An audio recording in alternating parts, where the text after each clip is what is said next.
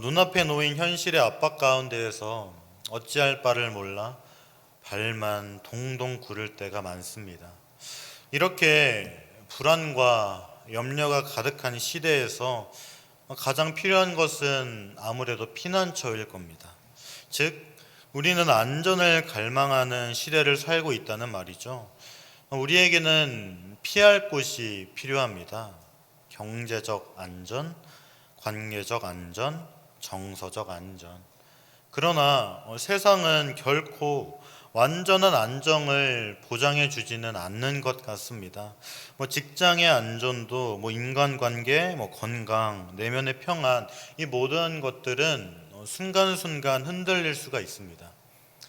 그러나 시편 16편은 이 불안한 세상 속에서 어떻게 흔들리지 않는 안전을 누릴 수 있는지 분명하게 보여주는 찬송시입니다. 특히 오늘 본문인 시편 16편은 다윗의 믹담이라고 합니다. 믹담이라는 것이 정확하게 무엇을 지칭하는지는 분분한 의견이 있지만 저자가 다윗이라는 말이죠. 그리고 다윗의 고백은 참으로 놀랍습니다. 나의 피난처 되신 하나님을 찬양하고 자신은 살아서나 죽어서나 오직 하나님만을 찬양할 것이라고 고백하죠. 다윗의 믿음이 정말로 순수하고 가장 깊게 드러나는 시편 중 하나라고 볼 수 있습니다. 그리고 이 말씀을 통해 오늘 말씀에 나타난 하나님이 우리의 하나님이심을 깨닫고 다윗의 고백이 우리의 고백이 되기를 바랍니다. 자, 그렇다면 다윗이 어떠한 하나님을 고백했고 그러한 하나님을 향해서 어떠한 신앙 고백을 했는지를 알아봐야 하겠죠. 먼저 다윗은 1절에서 2절을 통해서 하나님이여 나를 지켜주소서 내가 주께 피하나이다 내가 여호와께 아뢰되 주는 나의 하나님이시오니 주밖에는 나의 복이 없다 하였나이다. 이렇게 고백을 하고 있죠. 시편 16편은 하나님이여 나를 지키소서 내가 주께 피하나이다 이러한 고백으로 시작을 합니다. 여기서 주목할 점이 있다면 저자는 이 시편의 시작을 바로 하나님의 도움을 요청하는 것으로 시작한다는 점일 겁니다. 그런데 이 도움을 구하는 시편은 정말로 많이 볼 수가 있는데 시편 16편에서 유독 특이한 부분이 있습니다. 바로 이 저자는 자신이 어떠한 상황에 처했는지를 묘사하고 있지 않다는 점입니다. 우리가 평범하게 볼 수 있는 시편은 절박한 상황을 묘사하곤 하였죠. 대적들이 나의 목숨을 위협한다. 이러한 묘사들은 시편에서도 자주 볼 수 있었습니다. 이것과 비교하면 오늘의 시편은 상당히 예외적이라고 볼 수 있을 겁니다. 물론 이 시편 기자인 다윗이 평온한 상황이었다고는 볼 수는 없을 겁니다.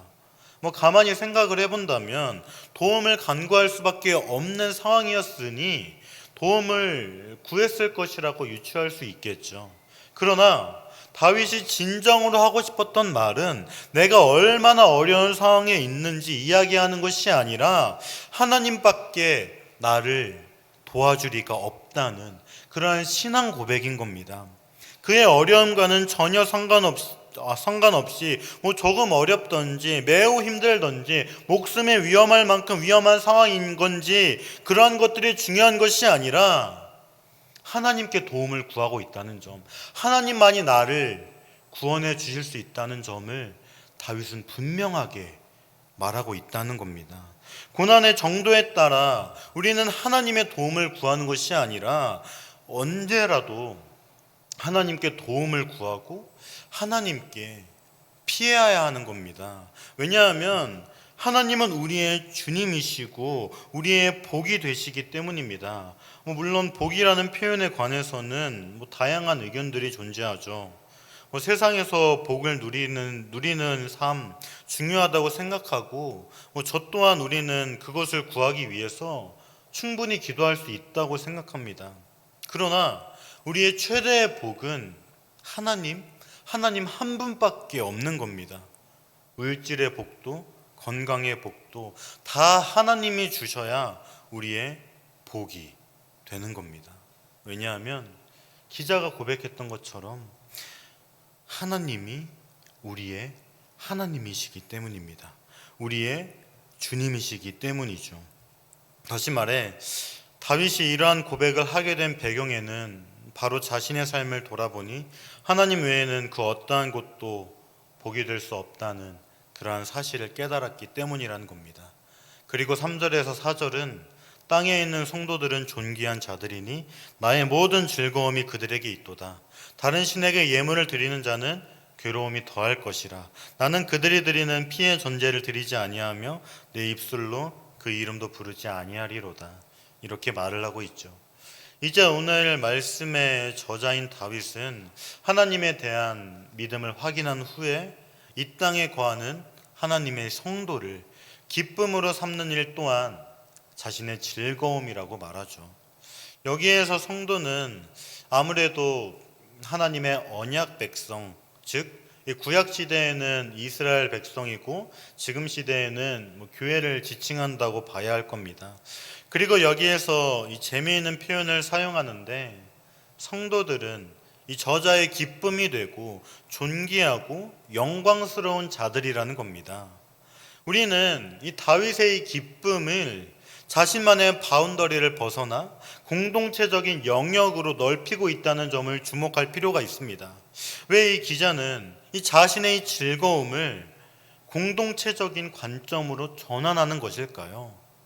왜냐하면 하나님을 주님이라 고백하는 자들이 많으면 많을수록 하나님의 영광이 더욱더 커지기 때문입니다. 그렇기에 그는 4절에서 우상 숭배하는 자들을 언급하며 의도적인 비교를 하고 있습니다. 오직 여호와와 그의 백성을 사랑하며 기뻐할 것이라고 다짐한 이 기자는 이제 여호와 외에 다른 신들에게 예물을 드리는 자들은 괴로움을 더할 뿐이라고 그렇게 이야기를 합니다. 우상 숭배는 백해무익하며 오히려 고통을 더할 뿐이라고 기자는 말하고 있죠. 그리고 우상 숭배는 피해 전제를 드린다고 그렇게 말을 합니다. 피해 전제가 정확하게 무엇인지는 알 수 없습니다만 아무래도 고대 종교에서의 제사란 이 거짓된 우상신에게 감동을 줘서 나에게 큰 복을 달라는 그러한 의미로 많이 사용되었을 겁니다. 그러나 기자는 앞서 고백한 이 믿음의 고백은 오직 주밖에는 나의 복이 없다고 그렇게 말했었습니다. 그리고 지금 시대에서는 우상 숭배란 이러한 생각이 될 수 있겠죠. 돈이 나에게 안락과 평안을 줄 것이고 안정된 직장이 있다면 내가 편안할 것이고 내가 이만큼 하면 내 인생은 성공했고 앞으로도 큰 재앙만 없다면 죽을 때까지 나는 평안할 것이다. 이러한 생각과 그저 이 땅에 소망을 두며 살아가는 그러한 모습들이 바로 우상 숭배라고 볼 수 있을 겁니다. 돈이 우리의 피난처가 될 수 있을까요? 안정된 직장과 좋은 학벌이 우리의 피난처가 될 수 있을까요? 아니요.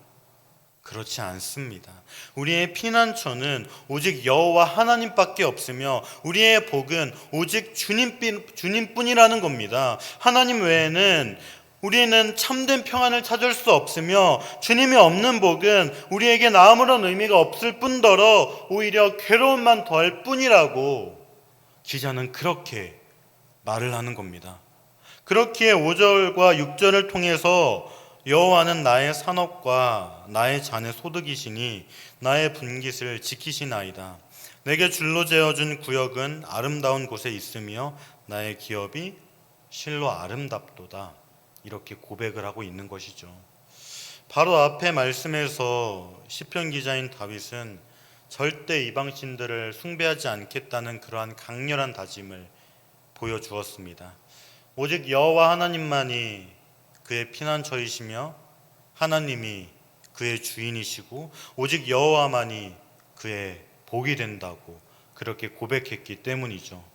이제 그는 하나님을 믿는 자들에게 임할 축복과 즐거움을 고백합니다. 바로 여호와께서 나의 산업과 나의 잔이라고 고백하는 것이죠. 여기에서 우리는 여호수아에서 등장한 제비로 이 가나안 땅을 나눈 이 장면을 같이 생각해야 할 겁니다. 이 시편 기자는 의도적으로 땅 분배의 이미지를 빗대어서 시편을 전개하고 있기 때문이죠.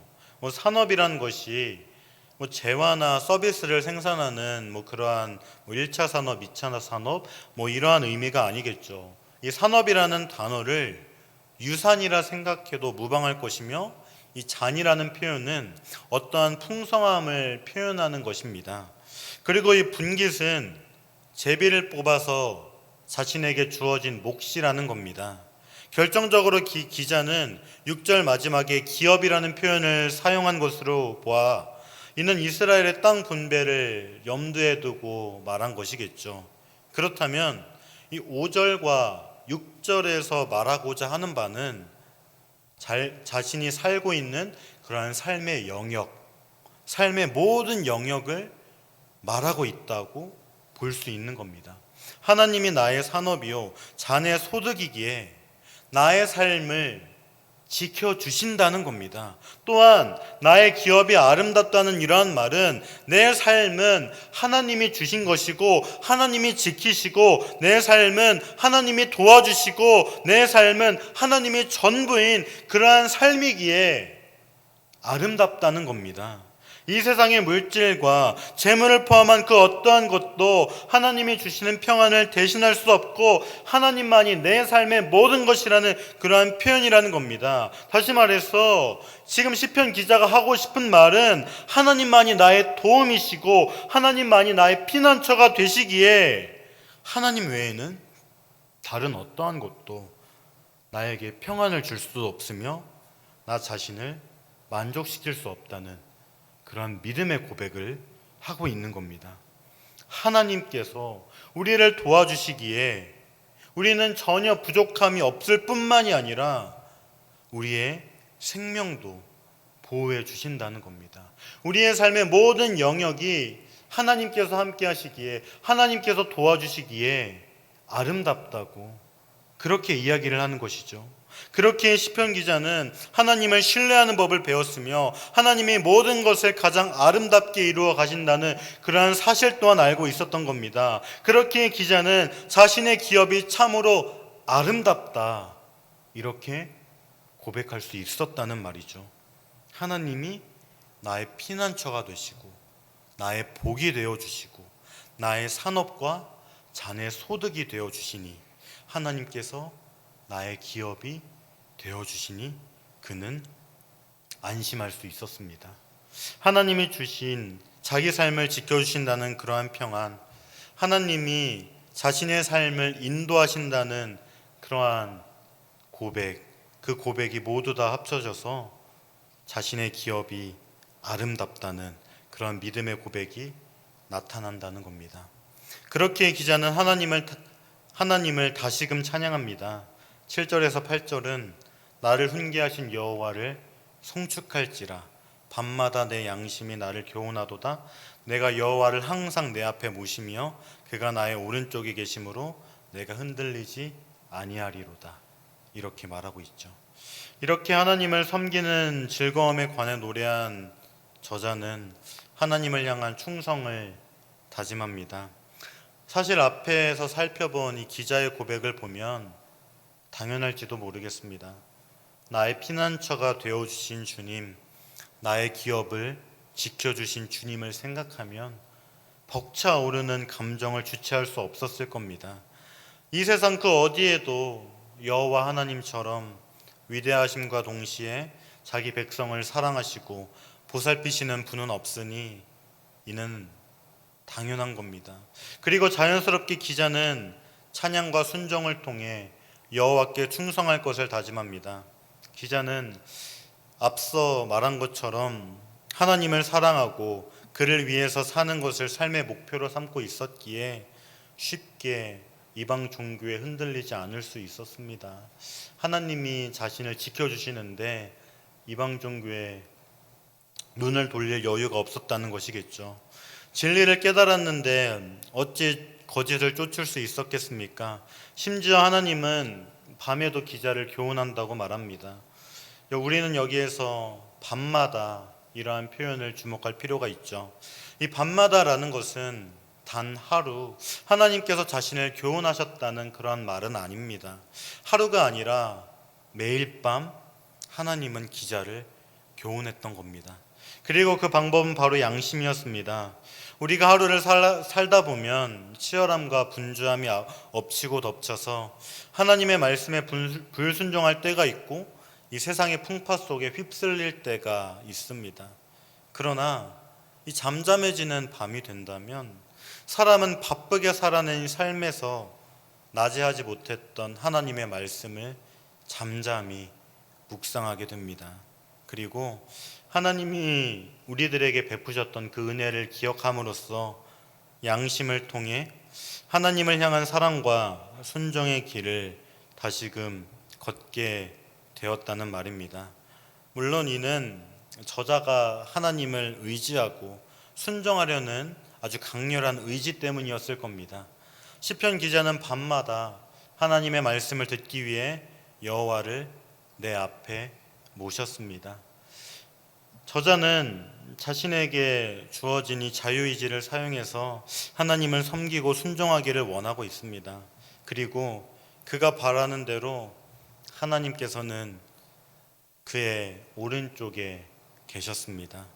하나님께서 함께 하시니, 하나님께서 오른편에 앉아 계시니 하나님께서 그를 붙들고 계시는 겁니다. 그렇게 그는 흔들리지 않았습니다. 하나님이 붙드시는 사람은 이 세상 그 어떠한 풍파에도 끄떡이 없었죠. 하나님이 그의 피난처가 되어주시고 그의 도움이 되어주셨기 때문입니다. 그것도 바로 옆에서 오른쪽에서 하나님이 도와주시고 하나님께서 피난처가 되어주셨던 겁니다. 그렇기에 시편 기자는 이제 9절과 10절을 통해서 이러므로 나의 마음이 기쁘고 나의 영도 즐거워하며 내 육체도 안전히 살리니 이는 주께서 내 영혼을 수월에 버리지 아니하시며 주의 거룩한 자를 멸망시키지 않으실 것임이니이다. 이렇게 말을 하고 있습니다. 이제 시편 16편의 막바지에 다다르며 기자는 결론을 내리고 있죠. 비록 시편 16편의 시작은 도움을 간구하는 기도였지만 결국은 기쁨과 즐거움을 말하고 있습니다. 결국 기자는 하나님의 도우심을 간구한 결과 하나님이 나를 도우시고 하나님이 내 옆에 항상 함께 하신다는 것을 깨달았습니다. 그리고 주께서는 내 영혼을 수월에 버리지 않으신다는 그러한 믿음의 고백을 할 수 있게 되었죠. 어느 누가 수월에서 즐거움과 기쁨을 누릴 수 있겠습니까? 수월이라는 곳은 절망과 아픔과 고통이 만연한 곳이며 생명이라는 것은 도무지 찾을 수 없는 그러한 무시무시한 곳이기 때문입니다. 그러나 시편 기자에게 수월이라는 곳은 더 이상 두려움의 장소가 아닙니다. 자신이 하나님을 찬양하며 기뻐할 수 있는 것은 하나님께서는 성도를 멸망시키지 않을 것을 믿기 때문이라고 그렇게 말하고 있습니다. 하나님께서 그를 도와주시기 때문에 하나님께서 그를 죽지 않도록 하셔서 주님을 찬양할 수 있는 여건을 마련해 주셨기 때문입니다. 그렇게 11절에서 기자는 주께서 생명의 길을 내게 보이시리니 주의 앞에는 충만한 기쁨이 있고 주의 오른쪽에는 영원한 즐거움이 있나이다.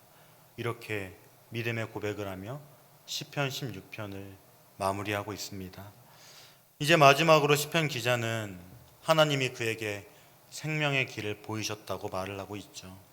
아무래도 이 생명의 길이란 것은 사람이 태어나서 죽을 때까지 걸어가게 되는 삶의 여정이라 그렇게 생각을 해야 할 겁니다. 하나님은 모든 사람에게 생명의 길을 보여주신 것이 아니라 오직 주의 백성에게만 보여주셨습니다.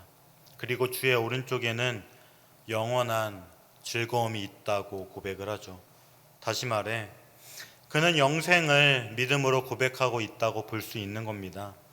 사람의 삶, 즉 태어나서 죽을 때까지 하나님이 나의 도움이 되시고 나의 피난처가 되시기 때문에 흔들리지 않으며 살 수 있는 것으로 끝나지 않습니다. 하나님께서는 약속하신 영원한 생명의 길로 인도할 것이고, 그리고 그 끝에는 주님과 함께하는 충만한 기쁨, 그리고 영원한 즐거움이 자신을 기다리고 있을 것이라는 믿음의 고백으로 시편 16편은 끝나고 있습니다. 사랑하는 여러분, 앞서 말씀드린 것처럼 우리는 이 불안한 시대를 살아가는 것 같습니다. 한치 앞을 볼 수 없는 시대, 너무나도 빨리 변화되고 있는 그러한 시대를 살아가고 있는 것이 우리들입니다. 그리고 이러한 시대를 살아가는 우리들은 이러한 삶을 살아가는 것이 조금은 버거운 것 같습니다. 물론 이 말이 누구에게나 통용되는 그러한 말일 겁니다. 삶이 버거운 것은 우리 같은 그리스도인뿐만이 아니라 비그리스도인 또한 어렵고 힘든 사람은 아주 많습니다. 그래서 어떤 사람은 이러한 험난한 삶에서의 위험 부담을 줄이기 위해서 결혼을 해야 한다고 주장하는 사람도 있고, 주식 투자를 해야 한다고 주장하는 사람도 있고, 친구를 많이 사귀라는 사람도 있고, 어차피 도와준 것은 다 돌아오게 되어 있으니 최대한 많은 사람을 도와주라고 그렇게 말하는 사람들 또한 있습니다. 물론 그렇게 살아야 할 겁니다. 이것이 삶을 살아야 하는 지혜일 겁니다. 버거운 이 세상을 조금이라도 편안하고 가볍게 살 수 있는 그러한 방법일 겁니다. 그러나 사랑하는 여러분, 우리의 도움은 어디에서 오는 것입니까? 저는 이 시편 기자가 16편의 시작을 1절에 하나님이여 나를 지켜주소서 내가 주께 피하나이다, 이러한 도움의 간구로 시작한 것이 유독 기억에 남습니다. 자신이 어떠한 상황인 것도 말하지 않고 그저 하나님의 도움만을 묵묵히 하지만 간절하게 바라고 있습니다.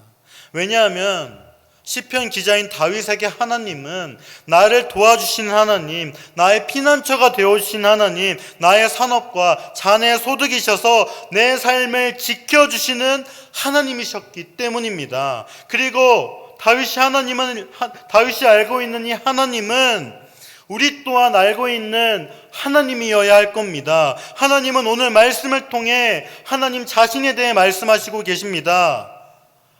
너를 도와주시는 하나님, 너의 피난처가 되어주시는 하나님, 너의 산업과 자네 소득이 되어서 너의 삶을 지켜주시는 하나님이라고. 하나님은 지금 우리들에게 그렇게 말씀하고 있는 겁니다. 사랑하는 여러분, 여러분들에게 하나님은 어떠한 분이십니까? 하나님은 우리를 도와주시는 하나님, 우리의 피난처가 되시는 하나님, 우리의 삶을 지켜주시는 하나님입니다. 삶의 무게가 무겁고 세상에서 살아가는 것이 버거우십니까? 우리의 삶에서 도무지 해결되지 않고 오히려 해결될 가능성이 전혀 보이지 않는 그러한 문제가 눈앞에 놓여 있으십니까? 건강의 문제, 재정의 문제, 가정의 문제, 직장의 문제, 학업의 문제 등 다양한 문제가 눈앞에 바로 놓여 있어서 도무지 어떻게 해야 할지 전혀 모르겠고 그저 절망과 불안감을 느낄 수밖에 없는 그러한 안타까움과 무기력함에 빠져 있습니까? 그렇다면 오늘 말씀 1절 말씀인 하나님이여 나를 지켜주소서 내가 주께 피하나이다, 이 말씀을 기억하시기를 바랍니다. 하나님께서 우리의 기도를 사용하실 겁니다. 하나님, 나 좀 도와주세요. 하나님, 내가 주님께 피하기를 원합니다. 이 기도를 통해서 불가능이 없으신 하나님, 우리의 아버지가 되어주시는 하나님, 우리의 목소리를 들어주시는 하나님, 우리의 삶을 지켜주시는 하나님이 우리들을 도와주실 것입니다. 그리고 우린 오늘 시편 기자의 고백처럼 하나님의 도우심을 경험하고 우리와 함께 하시는 하나님, 그리고 그 하나님이 우리의 오른편에 계신다는 이 놀라운 사실을 깨닫게 될 겁니다. 그렇기에 우리는 흔들리지 않으며 우리는 기쁨과 즐거움이 충만해질 겁니다. 말할 수 없는 기쁨과 벅차오르는 이 즐거움을 우리는 느낄 수 있을 겁니다. 지금까지 우리를 도우시는 주님께서 앞으로도 우리를 도와주실 것이고 우리를 생명의 길로 인도하실 것입니다. 이 시간이 하나님의 도우심을 간구하고 하나님이 주시는 위로와 하나님께서 우리를 도우신다는 확신과 하나님의 채워주심이 가득 찬 금요일 밤이 되시기를 바랍니다. 그래서 하나님께서 주시는 위로와 평안, 그리고 충만한 기쁨, 영원한 즐거움을 누리는 성도님들이 되기를 주님의 이름으로 간절히 소망합니다. 이 시간 말씀을 기억하며 기도하겠습니다. 첫째, 하나님만이 우리의 도움이시고 피난처라는 사실을 깨달으며 그 어떠한 곳보다 하나님께 기도하게 하소서. 하나님이 우리의 삶을 지켜주신다는 믿음으로 하나님께 기도하게 하소서. 하나님께서 주시는 충만한 기쁨과 영원한 즐거움을 누리게 하소서. 이러한 기도 제목으로 다 함께 기도하겠습니다.